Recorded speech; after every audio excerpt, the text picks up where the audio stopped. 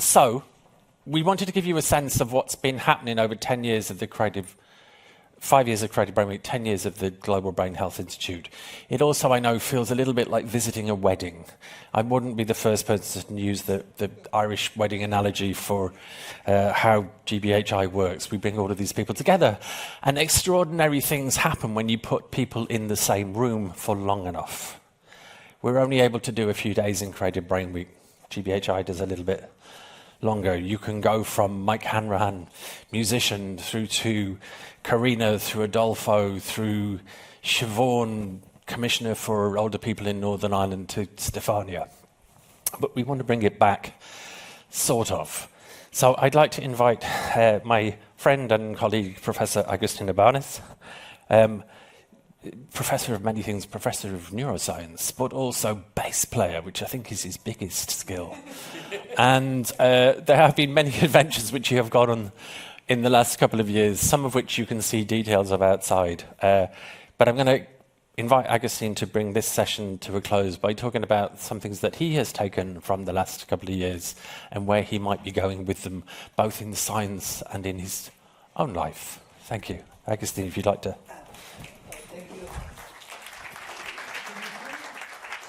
Yeah. Keep going. No? Yes? Oh, wonderful. Thank you, Dominic. This is such a wonderful moment, and hearing the voices of our colleagues, our fellows, it's really inspiring. I think that 10 years, it's a very like a cycle, and we are starting to think in something that Stefania just mentioned, what we can give back to the GBHI and to the Creative Brain Week. And I just want to share some random aspect of my journey through the GBHI, just to bring back this last point. So I was also from Argentina, like Adolfo. I was living in a very northwest part, very heavy desertic part.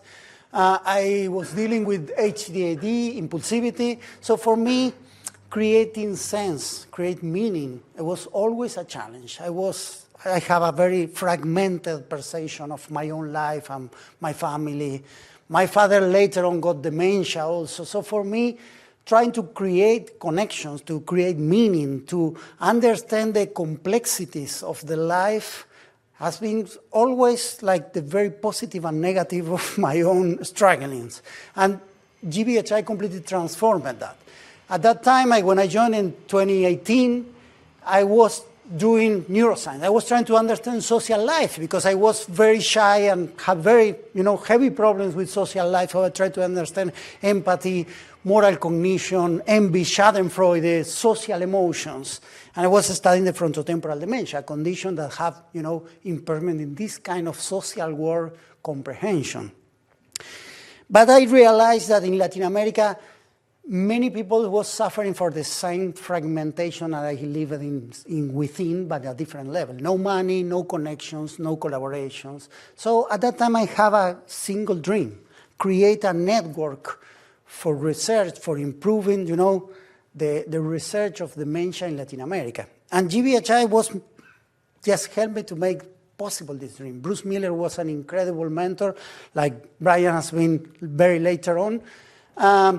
We were able to create a network that nowadays have 7,000 patients, 13 centers, 7 countries, $28 million.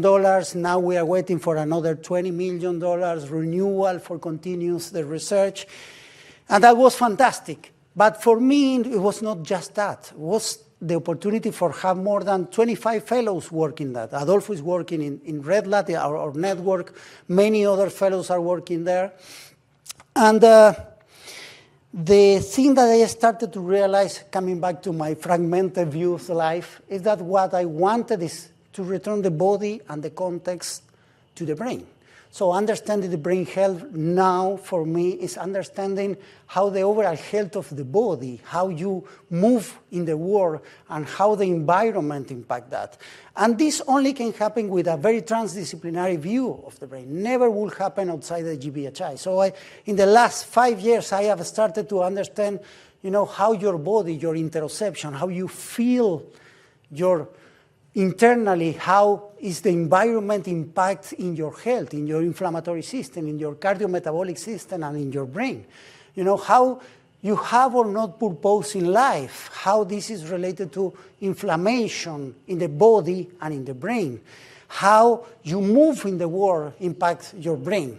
So this is what I started to do. I do aging clocks, so I study the clocks. I estimate your age, in the way that you speak, in the way that you move, in the way, that your brain is making waves when you record the activity. And with these multi-aging clocks, we can understand the difference between the chronological age and the biological age, and how the environment, the risk factors like the exposome, the cumulative burden of, let's say, pollution, climate change, or let's say social exposome like education, social interaction, how these factors have a cumulative impact in your life, and how lifestyle changes, how populations interventions, how creativity can create delaying in the brain aging, right? So this is the way that the GBHI connects the dots across disciplines. But then it comes, Dominic, I think that I started to pay attention to the arts because I have here in Los, and Dominic doesn't move the mouth when he talks, so I had to pay so much attention for years.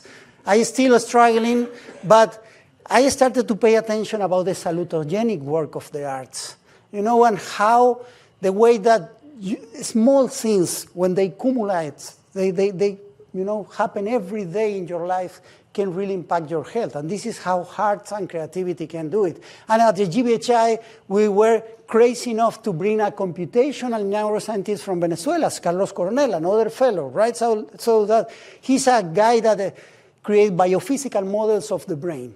And we studied the brain of creative people, like dancers, painters, people that were doing gaming. What we found is that the people that is more engaged in creative activities have less accelerated brain aging. And there was an association between the expertise in these creative experiences and the number of years that the brain was delayed. So this is starting to move that. Thanks to Dominic and Brian, many others, the Lancet Commission, led by Nisha Sagnani, is bringing a new series on arts and health. How we can use social prescription of arts and health, how we can bring cultural engaging experiences and to understand how that can be useful for health. And here again, once again, is the main challenge. We have so many prejudices, so many fragmentations, right? Biomedical science tend to think that the arts are not relevant because you cannot measure, but also, let's say something like artistic transcendentalism may think that art is not for health, it's not a byproduct, or only great artists can do art. And those are the kind of silos that we need to create meaning across silos, across holistic things. So I will say the Creative Brain Week that is happening so many years is helping to create this loss of fragmentation, starting to create an holistic view. And science can be also synergetic, holistic, can learn from arts in a unique way, and the GBHA is the best place for that. That is my story. Thank you so much.